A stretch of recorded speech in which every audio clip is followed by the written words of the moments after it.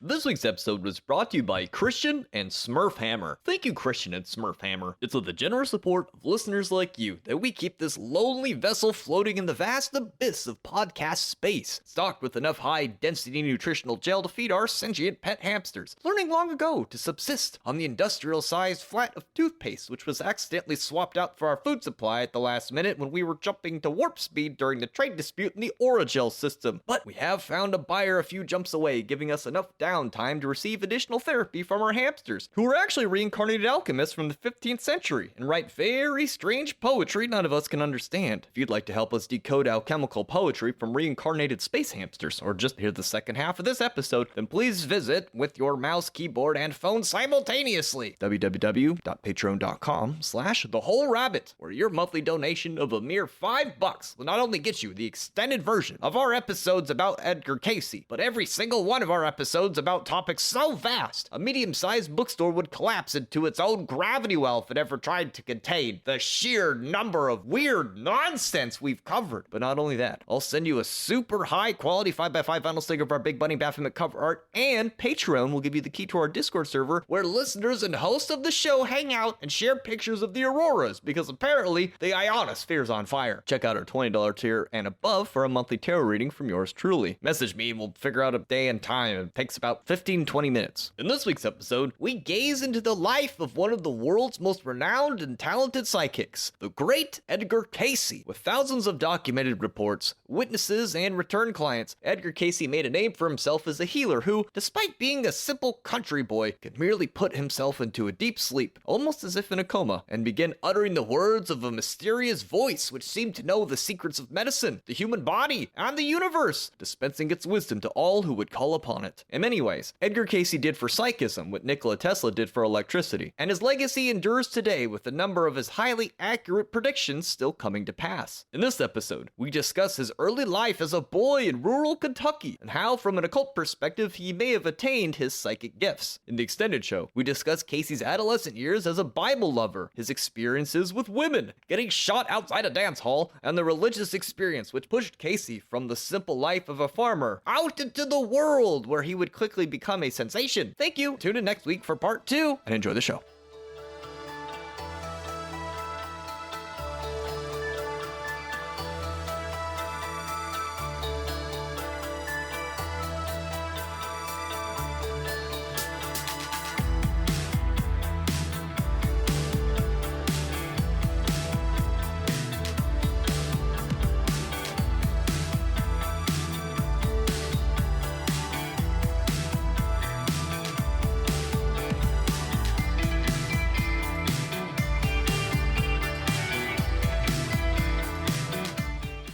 Where do fortune tellers go on vacation? Where? Palm Springs.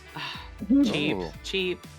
Why did the psychic refuse to board the Titanic? Why? Because it was too large. He wanted to board a medium ship. What do you call a funny psychic? What? A comedian. That's silly. Why couldn't the fortune teller have children? Why? Her husband had crystal balls. Hello, everybody, and welcome to The Whole Rabbit, where we don't just inform you about the goings-on of mad prophets, spooky Saturn-worshipping orders, international death cults, and mad scientists. Nay, we also sometimes find ourselves drinking lemonade in the old peach orchard behind the church, where the weird Bible kid keeps asking me if I know the deeper significance of Samson killing 1,000 men with the jawbone of an ass, because this week, we're exploring the life and times of the Forrest Gump of the occult world, and arguably the greatest psychic of all time, Mr. Edgar Cayce. I'm your host, Luke Madrid, also known as the Hack Rabbit. I'm joined this week by our active duty co-hosts, the Corgi of the Akashic Library, Mystic Marisama. Quiet! This is a library! The Seer of the Cosmic Kaiju, Malachor 5. The Palantir shows gnawing teeth. And the Harbinger of the Apocalypse, Heka Astra. Hello. I don't know what the apocalypse has to do with psychic. Because he, like you, predicted the end of the world. You can tell the future. It's spooky. The future is spooky. So we're not going to get there this episode. But we're going to discover, genuinely, I will at least, if his predictions for the end of the world line up with our discoveries or the Bible's, or something else. 'Cause I don't know. He sure did love that Bible. It's a bigger part of the story than I had anticipated. Be honest, had you ever heard of Edgar Cayce before I made you research it this week? No. Not I. I was familiar with Edgar Cayce because my mom had a book about him when I was a kid. It's been a long time since I read it, but I was familiar with him. Mom is a likely place to hear about Edgar Cayce. He, I guess, was a lot more popular with the older crowd. If you were into any kind of like occult, hippie, spiritual stuff, chances are in the 60s or 70s, you probably heard of him. He started the past life reading thing. I can't believe it. Let's just be honest. Everybody in the New Age world really wants to be the next Edgar Cayce. I think David Wilcock advertises that he's a reincarnation of him, in fact. Oh, really? Yes, they do look a lot alike, to be fair. If past lives are real, I like telling people that I'm the reincarnation of Jesus Christ. Yeah, but I mean, some of them are pretty fanciful, right? But the way he did readings on, like, say if you had a medical ailment, they'd call him in for that, or to find like the weapon in a murder case. And he was perfect at it. Like, it was always down to the T, all these details. But like, if he read your past life, would you trust this guy if he had that record, that you could verify? I was like, I don't know. Maybe the past lives thing is a thing. Like, I see you 100 lives in a row just scrubbing toilets and being poor, hungry. This is the best life you've ever had. Oh, thanks, Edgar. It's like, wait. Now I'm getting a vision. You're on the beach. You're doing lots of coke. Woo! In my case, I had heard of Edgar Cayce. In fact, this episode's a lot like last week, where it was so close under my nose, I had forgot the entire topic existed. Now, my mom was a critical care nurse for many decades. She also did pioneering work doing conscious dying as a necessary branch of end-of-life care. So between the medical and the spiritual, Edgar Cayce's name was always hovering there in the background. He does, after all, sit at a bizarre crossroads where medicine and psychic phenomena overlap. And that's a motif most often reserved for stories in the Bible. Jesus is described as the physician, right? It's because he could do this. The truth is, people who work in hospitals see a lot of death, and they're expected to make miracles happen. And really, intuition is just one of the tools that medical professionals use. But like pilots and police, there's some motivation to keep quiet about the weird stuff you see or especially feel, because even if it's part of your daily life, maybe something that's even saved your life or others, you're a trusted professional and you really don't need people thinking you're nuts. So you keep it to yourself. It's true. For doctors coming out and talking about paranormal experiences will make you lose your job, straight up. It's not until like quite recently that these things might be okay to talk about, but even then, not at the like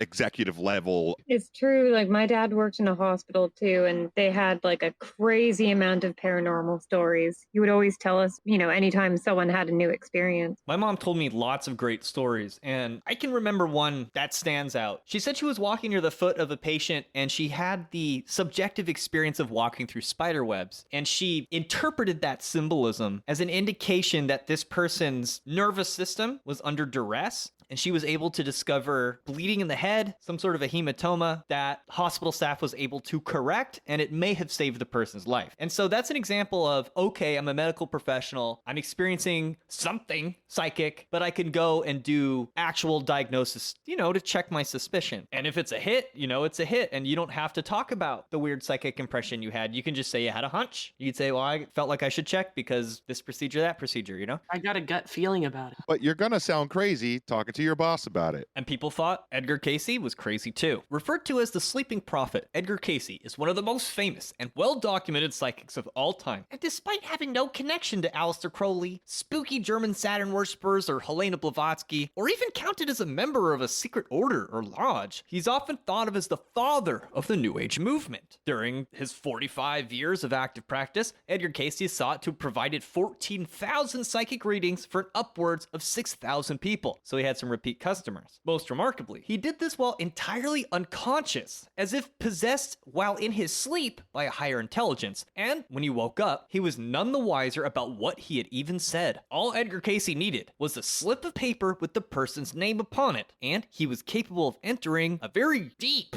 trance. And then he could diagnose this person's illness, oftentimes recommend a treatment or cure with remarkable efficacy. As unbelievable as this sounds, it was made even more so by the fact Cayce had no more than an 8th grade education and no medical training to speak of. So typically, this is not the type of person you'd want to take medical advice from. Yet, when Cayce was in a trance, he could explain the inner workings of the human body, along with its maladies, with a clarity, accuracy, and acumen of the world's best surgeons. Master magician Harry Houdini, in fact, a famous debunker of phony psychics and scam artists, was unable to crack Cayce nor the police or FBI, who launched their own investigations into his seemingly impossible feats. Yeah, I never knew that Houdini went after fakes and scam artists like that until I researched Cayce. It's pretty interesting because the FBI did investigate stuff like that at the time, and you could be charged with fortune telling and stuff like that, like false science type remedies and treatments that people would give out without medical licenses. So they only recently got rid of that law in Canada like 2 years ago to falsely claim practicing witchcraft or any kind of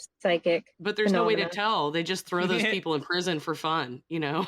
It's funny though, because it's only, if you falsely claim it. So. Oh, how the turntables. It used to be if it was phony witchcraft, it was fine. But now, it has to be real witchcraft. That's what you should do. You should accuse witches of not being real witches. Send them to That jail. sounds fun. So actually, along that line of thought, there were a number of times that Edgar Cayce's psychic feats were attributed to the devil. And then, on the other hand, secular minds, they didn't really appreciate some country bumpkin without a license just going about practicing medicine. I mean, yeah, that's kind of dangerous. You don't know if this is just some rambling madman that's saying he can help you. Like, that almost sounds like the Joker. I trust me, I got a plan, and just sit here real quick, and then your fucking toenails are up your ass. I think the interesting thing about Cayce is that he never really advertised himself to people or wanted to do it for money or anything like that. It's not like he was trying to build a clientele. It's like he kind of made a name for himself, and then people would request that he would do these readings. I think it's kind of well known that in different cultures, one way or another, they say that you're not supposed to use these powers. In the Bible, it says yes, God does give some people gifts like that, but it's also said they're not supposed to use them for profit or anything, and it's only supposed to be to help people, and you're not supposed to gain renown. And it's in Buddhist stuff, you're supposed to ignore the powers, right? We're supposed to become masters of them, but then ignore them at the same time. That's for enlightenment, but I think it's still admissible for someone in some cultures to become a shaman, and a priest is one step removed maybe from that. Yeah, they have natural gifts that have been around forever. So it's basically you're closing the door on your own enlightenment if you're choosing this. And this looks a lot like the Black Lodge to me, or,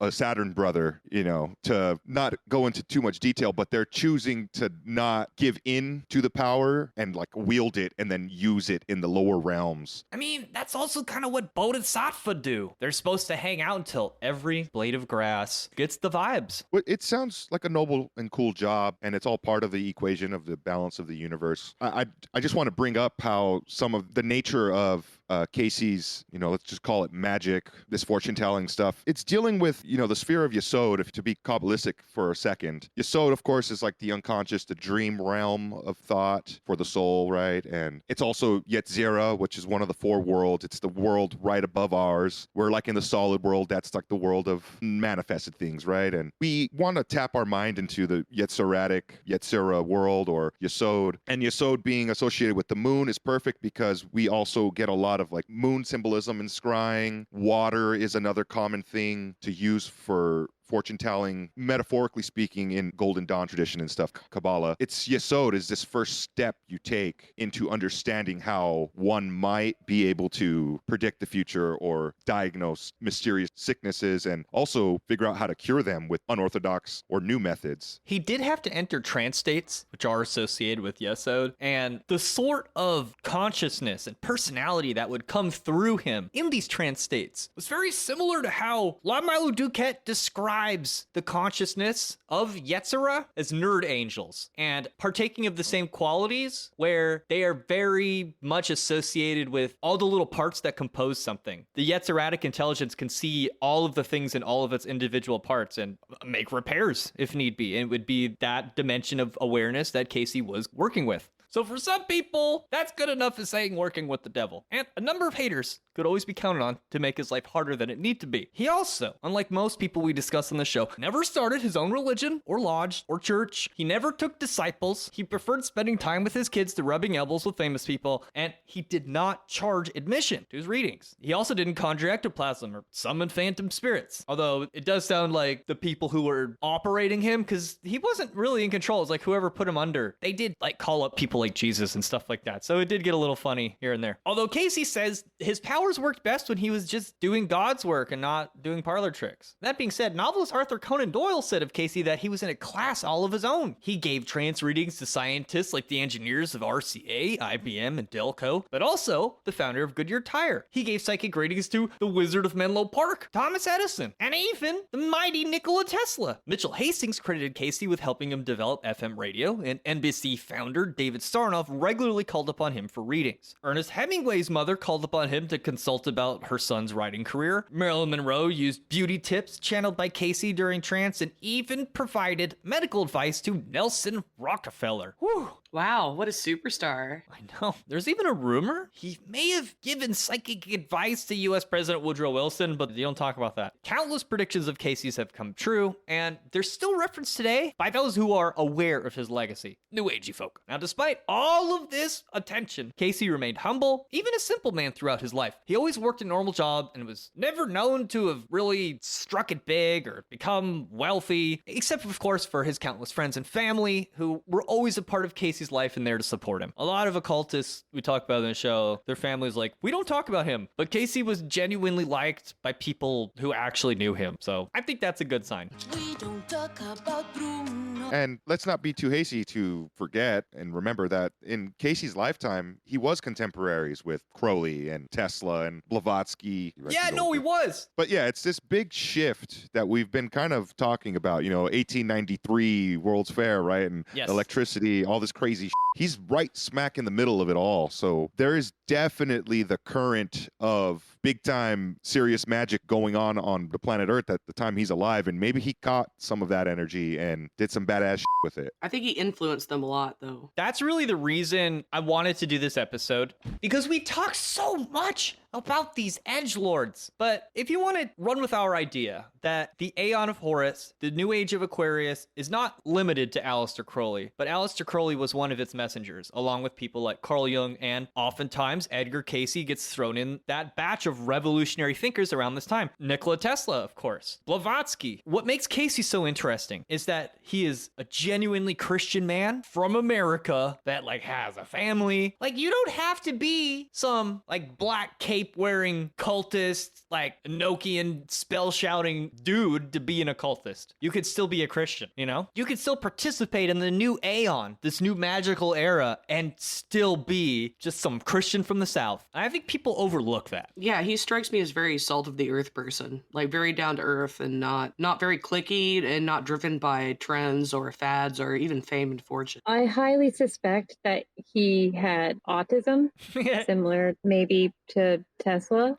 He seems like he had a lot of social awkwardness and quirks and stuff that seem a bit on the spectrum. It's a bit like if Tesla didn't believe that women would keep him from revolutionizing the world. Like that. Cayce even came up with some inventions in trance state. Some of my sources claim that his technology is still used in hospitals today. Now, hopefully, we'll get to talking about Cayce's numerous references to the civilization of Atlantis. He believed it used crystals, had flying machines, but ultimately, its sophisticated technology hastened its destruction. He also believed that the refugees of this great destruction worked with the Egyptians to build the Great Pyramid of Giza, and he saw ancient Egypt as a depository of spiritual wisdom that we should study. So he might enjoy the whole rabbit, because that's all stuff we love to talk about too. And I want some answers about Atlantis, because that's something we haven't really talked about on the show. And we probably in the future will do an episode on Atlantis, but that's a big one. Our research just shows that Mass Effect is basically true. It sucks. Anyway, as with all legendary personalities, persons of magic, it's always profitable to consider their family origins. As fate would have it, spooky abilities were known to run in the Cayce family. Most famously was Thomas Jefferson Cayce, Edgar's grandpa, the beloved patriarch of the family. What a great name. The youngest of 9 siblings, Tom grew up to be a handsome man who carried his family's knack for farming. His pioneering parents, likely of Scottish stock, had settled in Christian County, Kentucky in 1873, purchasing 29.25 acres for $145. The prices have gone up a little bit since then. Aw, man. All 10 of the kids, including Tom, would become corn, wheat, and tobacco farmers, growing their collective Cayce family acreage to a whopping 4,500 acres in less than a decade. Did someone say corn? Don't tell the overlords. There should be a button we press every time corn is mentioned. It's corn! It's got the juice. Now, the Cayce family specialty was dark-fired tobacco, the sort that's used for chewing and pipe smoking. It's a crop which prospers in the limestone-rich soil of Christian County. It's still the dark tobacco capital of Kentucky to this day. I have a picture of it in the notes. It's exactly how I imagined it. Of all of his siblings, Tom contended with his brother and business partner George, his elder, of 22 years for the honor of being considered the region's best farmer. With money, prestige, and a pretty face, Tom probably could have picked anyone. But he eventually decided to settle down with his cousin Sarah from Tennessee, a marriage which lasted 30 years and brought forth 1 daughter and 7 sons. Damn. Besides his superb farming and strange abilities, Tom was best known for his intense love of family. Yeah, he married his cousin. He also was really into God and whiskey and tobacco. He loved talking about tobacco, he loved farming tobacco, he loved harvesting tobacco, and smoking tobacco. Based. And he loved his family. During harvesting season, this was his favorite time because he'd have all of the Cayces over to pool the resources and help each other out. They'd work real hard, and then at the end of the day, they'd have these big, long tables of ham and hominy and corn cakes and beans and ladles of whiskey straight from the barrel. Now, everybody in the Cayce family knew of Tom's otherworldly abilities, something his wife, Sarah Cayce, called the gift of second sight. But they were never, tested or made into parlor tricks, as Tom believed their misuse would mean that God could take them away, as Cayce recounts. On a number of occasions, I saw him do some very unusual things that I have since learned many people attribute to the working of discarnate spirits. On such occasions, he would say, "I don't know what the power is, but don't fool with it." Tom believed, after all. God had intended these abilities to be properly used for things like making plants grow or calming animals, which had become unwieldy.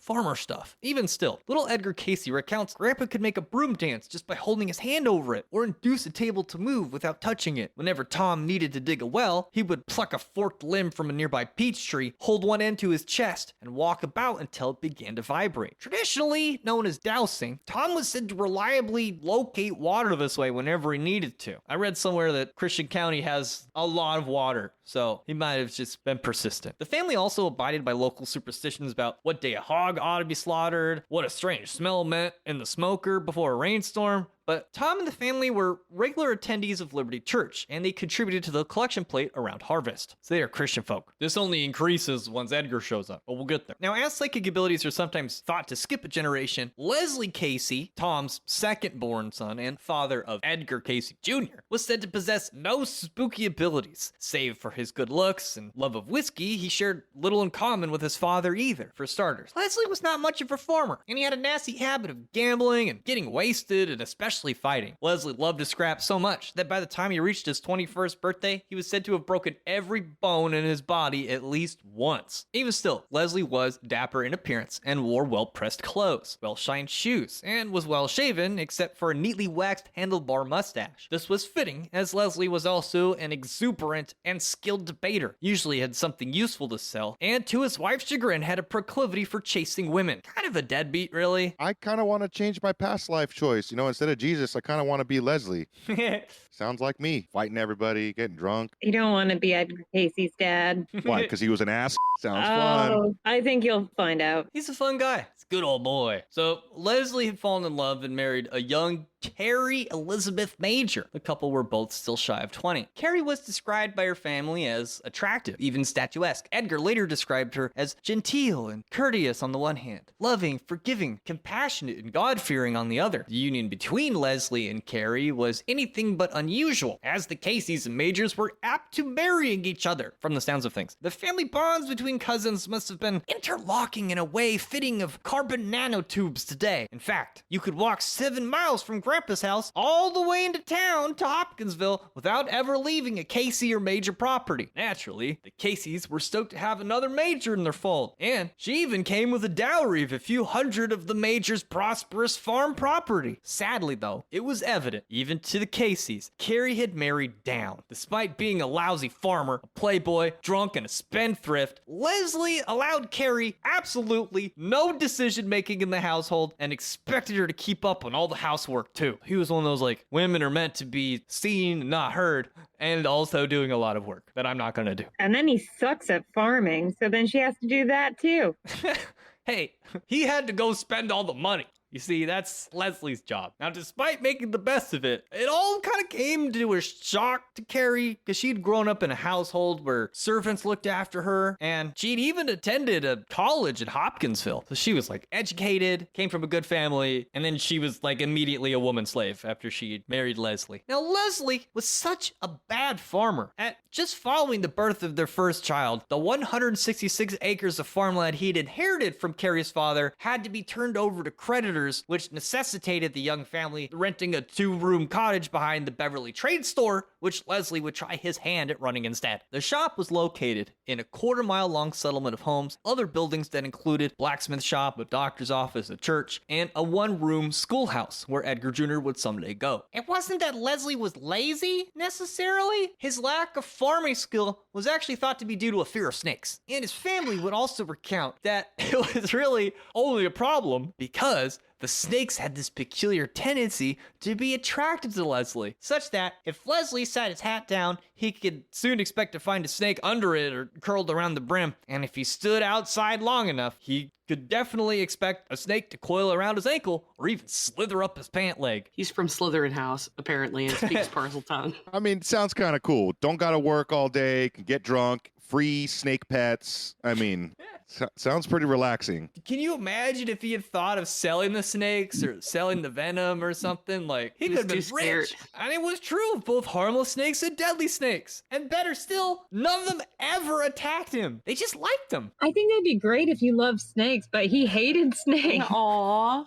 He didn't have a chance, it sounds like, you know, because we're apes. Humans are apes, and apes have a fear of snakes because that's their natural predator. If a snake crawls at you, your first instinct is like, fuck, help! So, what chance did the man have? Leslie's way of coping with this was that he took a shot of whiskey whenever one of these unsettling encounters would occur. But unlike his dad, Tom, Leslie was known to have a mean streak, so whenever he'd go on a bender, he'd occasionally fly off the handle, whip his children, slap his wife. He was no Tom, you know what I mean? He wasn't warm and friendly when he was drunk. One particularly disconcerting story recounts the Christmas Eve of 1875, which, according to a family letter, says that Leslie got, quote, mad drunk and stormed out of the house. The next morning, the young Layla was found dead in her crib. Family members have long alluded to a connection between these two incidents, but nothing ever concrete was proven or written down. The good old days when your husband would just get mad drunk and baby, oops. I mean, I didn't see it happen. So after trading anything that was left of his wife's inheritance, Leslie finally had enough to stock the Beverly store, which provided everything from buggy whips to pounds of coffee to potato mashers for the whole dang old community. As a boon, for every $1 of dried goods a customer purchased, they were entitled to 1 drink from the big barrel of whiskey. Pretty good deal. I would take that coupon in a heartbeat. You could ride your carriage drunk back in the day, right? You wouldn't get a DUI, would you? Yeah, the horse isn't drunk, so it doesn't count. Exactly. So besides the shop, Leslie Cayce also served as both the postmaster and justice of the peace, and that's how he earned the nickname Squire Cayce. So small man, big responsibility. Edgar Cayce, future American prophet, was born to the pair at 3:20 p.m. on Sunday, March 18th, 1877, just 14 months after the death of his older sister Layla. Leslie was pleased, recounting. He was, we thought, an exceptionally fine baby, healthy, with large brown eyes, fat and rosy cheeks, and a remarkably cheerful face. things were not all rainbows and unicorns. Not at first. Edgar Jr., named after his uncle, was apt to cry incessantly until Patsy Cayce, a former slave of Grandpa Tom, figured out a treatment for him. Problem was, Cayce had a wicked case of milk breast, where the hormones of the mother pass to the child and can cause the breast to become engorged, which Patsy lanced the nipples with a sterilized needle. Afterwards, a milky substance was expressed and the pressure subsided. After the treatment, Edgar was back to being a happy baby. Ouch. Isn't that wild? I think from an esoteric perspective, that's very interesting that Cayce received such a, I guess, an energetic signal from his mom that the hormones passed to him and he had milk breast as a baby. Now, from what I remember when I had my kiddo, they were like, don't be surprised if your newborn baby girl has something like a period, like tomorrow or the next day, because they get some of the hormones from their mom, and their mom just had hormones that was like to push the baby out. So it's something that happens, but apparently it's bad if it happens to your male child. I'm not an expert. Or, I don't know, bad might not be the right word. Abnormal definitely isn't the right word. It's just an alternate way that a baby can be born, like an alternate version of a baby. Right. I don't mean to imply that babies are bad. It's just if you need the milk to come out and there's no holes in your nipples, that's kind of bad, Yeah. Yeah, having to bust out a needle on a baby, that's bad, But I mean, esoterically speaking, though, a boy born with like Milky boobs. mom's special powers sounds like a magician waiting to grow up and Yeah. be able to scry. Because I was going to say he's very sensitive to begin with, which is usually a feminine trait. Yes. And, they talk about babies born with a cowl, or if they're born inside their amniotic sac, how that's like crazy wizard points. I would imagine this might be one of them. Now, I think it's worth mentioning, this is far from the last time a former slave would come to aid young Edgar Cayce. Another example from this early era is owed once again to Patsy Cayce, but this time it's her daughter Emily, who was also possessive to avoid being too politically incorrect, a proclivity to affect healing in ways not normally considered by medical science. In his own words, Leslie Cayce recounts how Emily once subdued a colicky baby Edgar. Having heard the endless crying, Emily comes to knock on the door and offer her assistance. The child was still crying. Emily had her corncob pipe in her mouth, smoking, and came and sat by my mother near the child's feet. Puffing away on her strong pipe and drawing her mouth full of smoke, she unfolded the clothes off the baby's feet and puffed the smoke against the bottom of his little feet. Drawing the smoke again and again, she repeated puffing it on the baby's feet 3 or 4 more times until the child was easy and closed his little eyes again in quiet sleep. After she went home, he continued to sleep peacefully until morning, and I don't think was ever troubled with colic again. Once Edgar learned to crawl, it proved difficult to keep track of the precocious little boy. One rainy day, Leslie came home for some lunch. He sat down to talk with Carrie and play with Edgar, but afterwards he set Edgar down and hurried back to the Beverly store. Not long afterwards, having returned to her housework, Carrie heard a loud cry from outside, where she found Edgar lying on the ground face up outside, being pelted by sheets of rain, just pouring over him, his head going side to side, trying to not drown.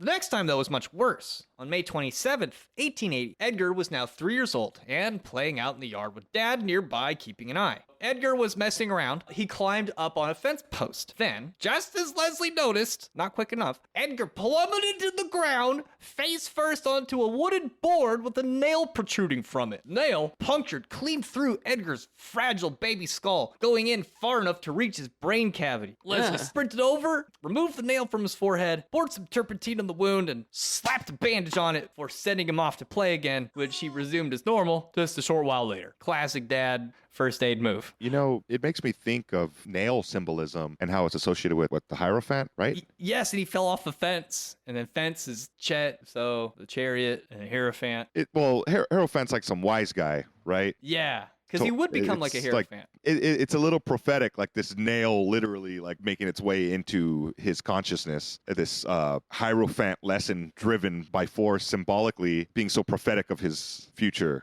I think that's kind of weird. Well, if we really tease it out, we know Chet, if you spell out the word, in Hebrew numerology, it's 418, which is the same value as abrahadabra, the word of the Aeon, right? So if we're going to argue Edgar Cayce is a prophet of the new Aeon, you have the Hierophant, nail, because nail, Vav, is the Hebrew letter associated with the Hierophant in the tarot. And then you have Chet, fence, abrahadabra, 418, so he's going to be a high priest of the Aeon, the new Aeon, whose magic word is abracadabra. What's really weird now is that this morning on my way to work in the area I'm from, there's a gang, a newer one that writes VAV, VAV, Oh, shit.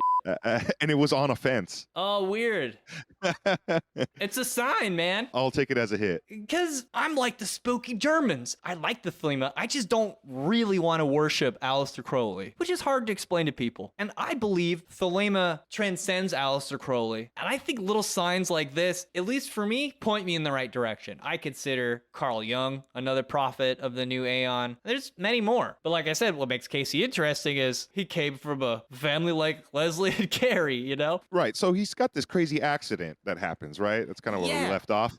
Like I said, I don't think it can be discounted. In fact, traumatic head injuries come up pretty regularly in the stories of strange and eccentric people. In fact, Dutch-born psychic Peter Hurkos attributed his profound ability to a childhood trauma to the head. Usually, however, a childhood injury to the head just corresponds to like bad behavior later in life, often accompanied by a vivid, almost all-consuming interior world, something Edgar would struggle with all throughout childhood. For Cayce, this all-consuming inner world proved a useful liability, but that's not the case for everyone. Prominent serial killers Richard Ramirez, Fred West, Alexander Pushkin, and John Wayne Gacy all suffered traumatic head injuries as kids, and that all those, like, head injuries, those precluded their odd behaviors. There's some argument to be made that maybe they would have been normal people had that not happened to them. Even Aleister Crowley has a childhood story where he was messing around and made an improvised chemical bomb. His family produced paint, so they had, like, phosphorus lying around and stuff, which, like, despite burying underground prior to detonating it, the explosion was much bigger than anticipated. It blew out the windows in the area, and it left Crowley with a serious concussion. So some people attribute Crowley's questionable behavior to this early head injury. You know, this reminds me of Python at Delphi. You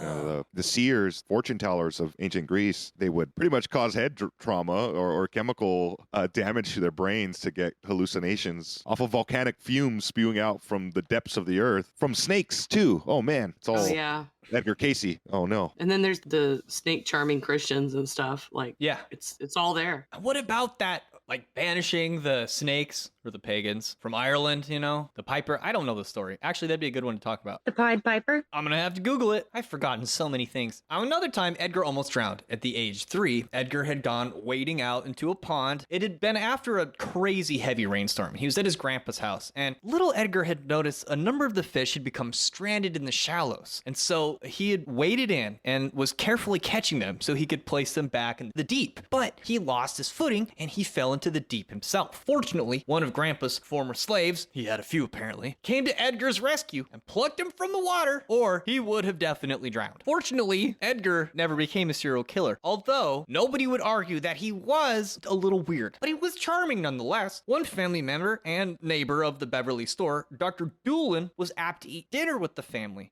and despite being known for hating kids, he seemed to get along with Edgar just fine, bestowing upon him the name Old Man. This was a nickname that stuck with him all throughout childhood. After all, adorable. Well, he acted like an old man. He preferred quietude. He would sit in the store with his dad for hours just listening to the grown-ups talk. Leslie recalls that even as a young child, Edgar was well behaved. If you put something in front of him and told him not to touch it, no matter how interested, he would obey. There was a catch to this, though, as Leslie recalls. It was not advisable to try to deceive him or even jokingly throw him off by giving him some elusive answer to any question he might ask, for such answers never seemed to satisfy him, especially if it was something he could not understand. Usually, a plain and truthful answer proved to be the best. If the question was evaded, he would investigate further. Naturally, Edgar had some trouble fitting in, a problem that would haunt him throughout his teen and early adult years. As a kid, Edgar could even become quite upset or even cry if a parent or even another child interrupted his playtime with what he termed the little folk. Oh boy. Eventually, his mom learned to play along and eventually convinced Edgar that she could see the little folk too. Sometimes these little people would appear in groups of up to 8 and were composed of both little boys and little girls, all about the same age. Every single one had a name, a personality, a unique personal background. The only thing Edgar found disturbing about this arrangement was that the little people seemed to be invisible to other people, and they wouldn't get wet whenever it rained. This kind of reminds me of those weird gnome things I saw when I was a kid. Like, imagine if you played with them all the time. I mean, I only saw them the one time. There's a lot of cultures across the globe that have stories of quote unquote little people. Yeah. I believe in some Native American tribes, their translation for these entities is literally little people.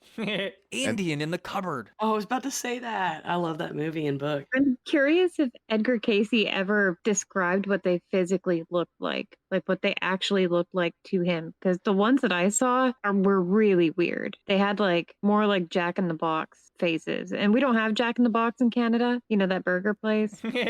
But those are the kind of faces that they had. I had no reference point for that as a kid. If you can make your commercial mascot look like a genuine occult entity, that just adds to your marketing power. Does he ever describe what they look like?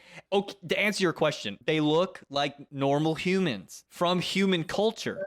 And that plays into our story later. But he does recount a story where he's hanging out with his buddy. We'll talk about her. And they encounter the little people, but they have pets themselves that are smaller than animals, but bigger than insects. And these creatures, he explains, they're like these multicolored, weird shaped beings that were responsible for making the flowers grow, but they weren't really interested in humans. And then they generally saw humans as interrupting what they do. Oh, interesting. Like little sprites, he called them. Huh. So those are actually probably the quote fairies. Possible what Edgar was seeing was like maybe something more human. Yeah, it's stuff like this in Edgar's, history, his story that really drew me in more because it's still got this element of like high fantasy. It's like, are these elves? And then those are fairies? What's going on here? Are these we might gnomes? not have the names for it. It might be an amalgamation of something.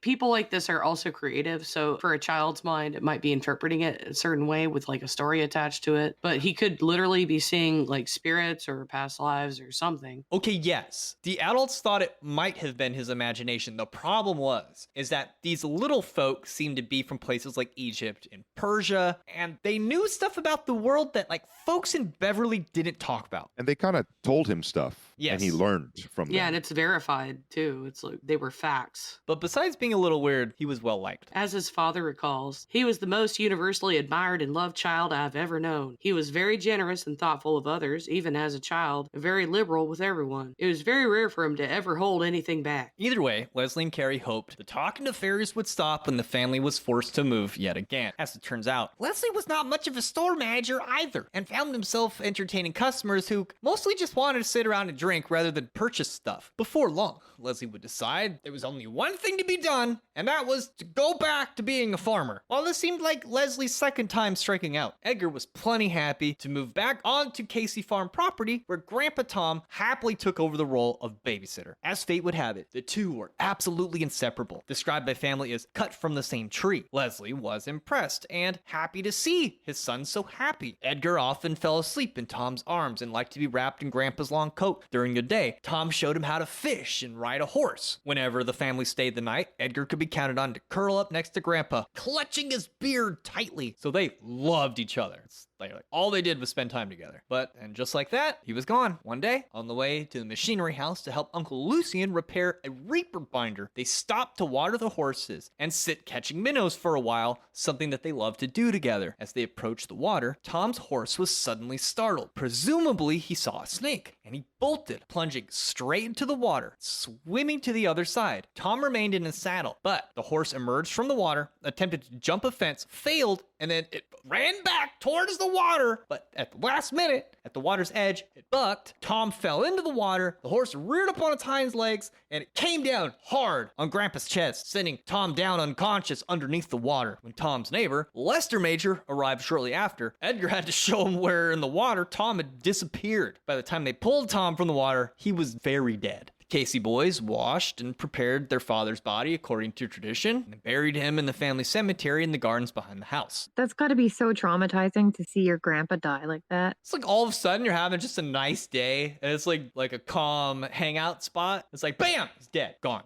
It's kind of very symbolic of America itself. Kind of a dangerous place. Beautiful, but just might drown. So of course, little Edgar was upset, but he wasn't as crushed as you'd first expect, as the Cayce family would soon discover. Even death could not fully separate Edgar and Grandpa Tom. It was not long after the funeral that Leslie and Carrie found Edgar in the tobacco barn having a rousing conversation with his recently deceased grandpa. Well, Edgar had always been a touch on the weird side. This proved to be a bridge too far and remained a family secret until Aunt Lou caught wind of what was going on. Young Edgar had moved in with Aunt Lou and Uncle Clint while Carrie looked after her mother-in-law who had suffered minor injuries in a house fire. One warm afternoon, while Edgar and Aunt Lou were out collecting wild greens for supper, Lulu asked Eddie why he spent so much time in the tobacco barn. Edgar replied that he was not really alone, but rather he was visiting with Grandpa. Aunt Lou felt herself catch a case of the heebie-jeebies. According to little Ed, Old Man Cayce, Grandpa routinely helped the farmhands by working alongside them, subtly reminding them of what chores needed doing. Edgar said that Grandpa was visible in beams of light that pierced down from between the rafters of the ceiling. Further, he claimed that Grandpa Tom's favorite spot was under the eaves where some robins had built their nest. He offered to show her, but Aunt Lou wanted nothing to do with it. I don't believe it. You're just a bad boy who likes to imagine things. I'll speak to your mother. She mustn't humor you in all this tomfoolery. Even still, Aunt Lou had a hell of a time explaining to herself how all of this could have merely just been the product of a boy's imagination, no matter how sophisticated it may be. After all, Edgar recounted details of stories of Casey's adventures in decades past, when they had settled in Kentucky, or even all the way back in Virginia. Stories that Tom's generation might be apt to know, but not Edgar. Aunt Lou urged Carrie to take her boy to the doctor, if not a priest, declaring, He's got the devil in him. and that, No good can come of this. as history will show, Aunt Lulu was wrong about at least one of those statements. It didn't help that the little folk Edgar loved so much to play with first appeared in even greater numbers on Aunt Lulu and Uncle Clint's property than they ever had at the Beverly store. They now had parents, brothers, and sisters, first and last names, and were less interested in playing games with him than they were with talking to him and teaching him things. Their favorite place to meet was under the tent of vines and branches that Edgar had built beneath the cedar trees at the old family cemetery. Here, they would talk to Edgar as he searched for small pieces of colored glass between the tombstones. Did you guys ever have imaginary friends growing up? I only did because I was copying what other kids did around me, but no, I just had characters that I knew were me. I think at one point I had a pet pterodactyl like on Pee-wee's Playhouse. I guess I kind of pretended my stuffed animals were alive. Yeah, it's kind of weird to answer that question. I always called them like totems, like mental totems, right? Like a spirit there's- guide. But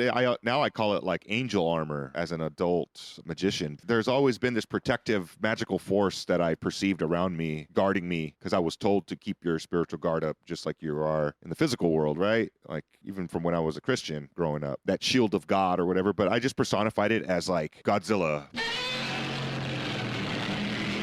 Like kaiju, like really, like beasts and stuff, like monsters that I didn't summon, but they were around me and they were my buddies. I'd always imagine like a Spider-Man symbiote suit on me, but I can also like send it out like Venom and it can crawl up walls. I don't know, things like that. I don't know. That's an imaginary friend, right? I had monologues with it and stories and battles with other imaginary things. That's baby shadow wizard stuff. Yeah, and I definitely evolved that as I learned real magic into plate armor and, spells and stuff. Very fun. Shadow Wizard Money Gang here at the Whole Rabbit. My dogs is with it. You want it? Come and get it. Fortunately, Edgar would not be entirely alone in his childhood world of whimsy. He befriended a neighborhood girl named Hallie Say. Those two would also become inseparable. Haley was the daughter of Barney and Haley Say. She was a year older than Edgar and went by the name Little Anna to distinguish her from her mother, who had the same name. In the winter months, the young companions reveled in the snowy landscapes. They embarked on thrilling adventures around the covered bridge and along the snowy banks of Little River. During the summer, their time was spent chasing dragonflies and gathering delicate violets in the pasture behind Liberty Church, creating cherished memories amidst the natural beauty. But the best part was that little Anne could see and interact with the little people too. Edgar even claimed that she got to know the little people better than him because she asked so many dang old questions. Often the two would play house in the barn, acting as mother and father to the numerous little people inside the hollowed out haystack. Leslie and Carrie described this as the happiest 18 months of Edgar's childhood, and it may have continued if not for Leslie's poor farming, which plunged the Caseys further into debt and necessitated moving the family 3 more times in just 8 months. One of the spots they moved back to was the Beverly store, and this went worse than the last time because Carrie's brother had opened up a store across the street and nobody wanted to shop at the old Beverly store. Then, on November 19th, 1882, Carrie would give birth to Edgar's brother, Thomas, who, according to record, died after only 10 days and was buried alongside his grandfather in the family cemetery. Carrie fell into a depression that would persist throughout the winter months and developed a permanent case of asthma, spending 3 to 4 days in bed at a time. Edgar also had a rough time at school. The Beverly School was one of those old-timey schools with a single classroom and hard desks, and they were instructed by parents within the community, not full-time teachers. By the age of 7, Edgar had already reached 4 feet tall. His long legs barely fit under the hard, cramped desks. So, in more ways than one, he had a hard time fitting in. Get it? I made it funny. Have you ever sat in one of those old desks? You know what I'm talking about? I remember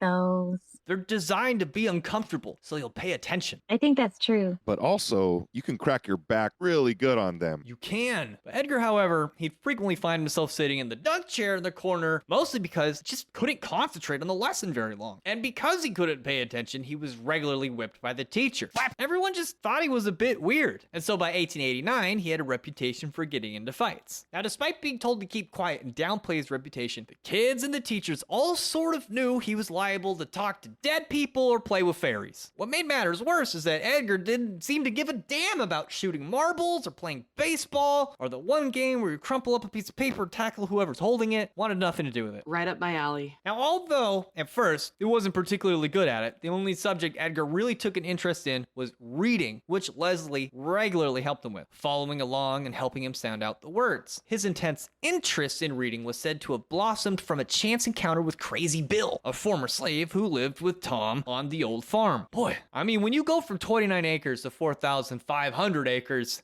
slaves. Shit. You know, like, it's just not that many Caseys. So, Bill was cutting up an old tree, which had fallen across the road when Edgar came by, walking on his way home from school. The two struck up a conversation, and Bill, eagerly swinging on the down tree with his axe, mentioned to Edgar that he felt as mighty as Samson from the Bible. Edgar had never heard of Samson, so Crazy Bill took it upon himself to tell the tale, although Edgar would not know it yet. The story of Samson was an apt choice for the universe to have chosen to introduce him to the wisdom of the Bible, as a number of themes therein would come to define his early adult life and his path as a psychic seeker. For starters, Samson was a child of a peasant who was visited by an angel who informed the woman that her son would be a Nazarite, a class of people expected to abstain from certain worldly activities in order to better serve God. This would come to be an ever-present theme in Casey's life, and like Samson, Casey's father was hardly present, and so he's mostly raised by his mom. The trouble for Samson is even said to have begun when he went to the wrong dinner party with the wrong woman, and this sort of thing would happen to Casey, and he would be reminded time and time again that if he were to forsake his religious duty for worldly acclaim, or especially a woman, it would only ever bring him pain. And so this seemed to be a huge turning point for Edgar. When he arrived home, he immediately wanted to know everything about the Bible, the characters inside of it, and what the heck happened in church. Although Leslie would later claim that he came from a long line of churchgoers, it sounds more truthful to say that this fervent interest in all things biblical